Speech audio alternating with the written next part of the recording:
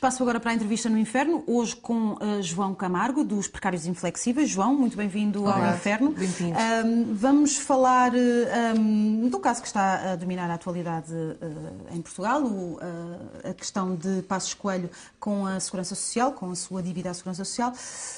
Isto estava a correr tão bem a Mota Soares, não achas? Quer dizer, os escalões da Segurança Social, a Segurança Social baixou os escalões, a toda a gente, completamente por acaso, neste ano que é um ano eleitoral, mas isso é uma coincidência, absolutamente. Quer dizer, o assunto, Segurança Social, recibos verdes, ninguém falava nisso, estava tudo bem, e agora o Passos vem e estraga tudo, isto faz-se?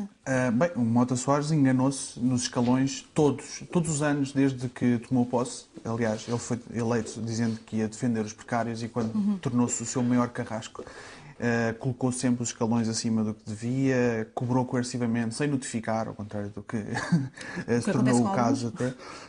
Mas esta baixa de escalões vai ser capitalizada como um benefício que foi dado, quase. Bem, se formos fazer umas continhas, Passos Coelho ficou 5 anos sem pagar a sua dívida e depois, no que nos parece uma coisa errada e que não deveria ser autorizada, é porque, segundo o Código Contributivo, não é possível pagar as dívidas prescritas quando o sistema em que se devia ter descontado era obrigatório e no caso de Passos Coelho era obrigatório e depois fez-lhe uma reestruturação da dívida. É mais uma coisa divertida. Reestruturou-se a dívida de Passos Coelho. Olha, uma ironia engraçada. É engraçado. É engraçado, de facto. Em vez de se ter cobrado mais de 8.000 euros e os juros, cobrou-se 2.880 euros e juros. Portanto, prejudicando as pessoas que descontaram de facto na altura correta. E a quem ninguém reestruturou a dívida. Mas, João, entretanto, o Mota Soares diz que Passos Coelho foi vítima de um erro da administração e, na sequência disso, diz também que os cidadãos não podem pagar pelos erros da administração. Nesta frase, os cidadãos não podem pagar por erros da administração, Mota Soares, na realidade, enganou-se porque ele queria dizer o cidadão Pedro, certo? Exatamente. De Pedro para Pedro houve ali um pacto. 2 Pedros e 2 medidas.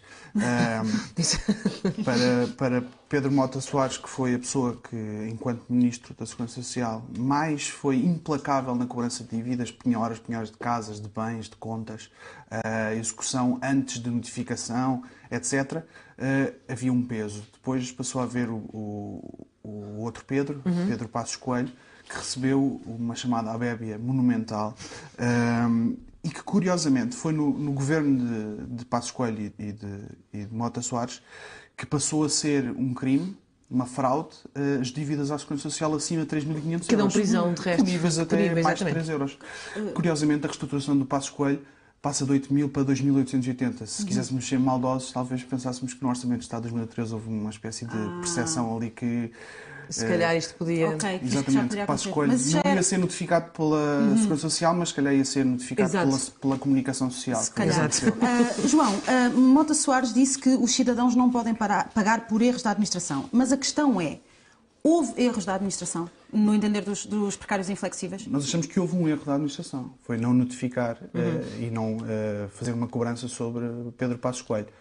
Ora, isto não se pode dizer que seja um erro contra o cidadão, quando então um erro contra o sistema de contribuições. E não é só isso, e é desigual até para Passos Coelho, porque há imensas pessoas, há imensos de nós, posso dizer porque estamos aqui 3 recibos verdes, há imensos de nós que têm aquele efeito de surpresa de muitas vezes chegarem a uma conta ou vão pagar qualquer coisa e não têm dinheiro para pagar porque foram penhorados. E isso foi negado a Passos Coelho, esse efeito de surpresa, não é? É verdade, ele não teve essa surpresa na vida.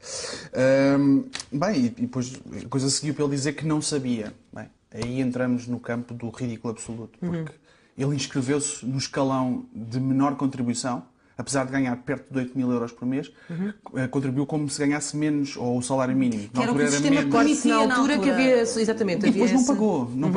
E ele estava no Parlamento quando passaram pelo menos 2 decretos-lei do governo Cavaco e do governo Guterres que determinava a obrigatoriedade novamente da contribuição e a escolha do escalão. E antes esteve como deputado na Assembleia, na altura em que se votavam esse tipo de... Isto enquanto era deputado. E em 99 votou também a Lei de Bases da Segurança Social, ainda enquanto deputado. Portanto, não sabemos o que é que ele não sabia. E onde está escrito preto no Facebook nem estava assim tão na moda, não é? Para estar escrito no Assembleia. Mas leis essas onde estava escrito preto no branco que era obrigatório os recibos verdes pagarem... Sim, não havia qualquer dúvida. E, aliás, já havia havia dívidas, já havia penhoras, já havia cobranças coercivas. Já havia tudo isso. pressão social e censura social para quem não pagava. Os precários inflexíveis e outras organizações, na altura fizemos uma petição, já foi mais um pouco à frente, em 2008, 2009, por causa das dívidas à Segurança Social, por causa do caso dos falsos recibos verdes, embora para os normais recibos verdes também fosse uma injustiça. João, saindo um bocadinho deste caso e olhando aqui mais para a floresta também, é continuamente repetido e ultimamente no início do ano houve muita questão com a subida dos escalões. Os recibos verdes é um assunto continuamente afastado das notícias e da atualidade, apesar de haver essa pequena quantidade de 900 mil trabalhadores recibos verdes no país. Não conta, praticamente. Fazendo aqui uma leitura desta situação e vendo o lado bom, não é?